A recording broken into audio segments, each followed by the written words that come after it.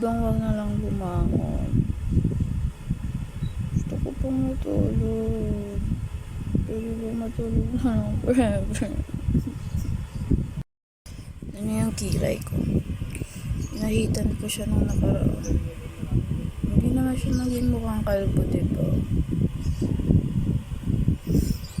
Dami kong pimpin.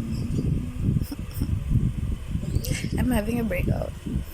I need to fix my skincare and my sleeping routine. Hoy. Anyway, I need to go kasi magpapakain pa ako ng mga pamangkin ko. Because their mother is out. It's fine.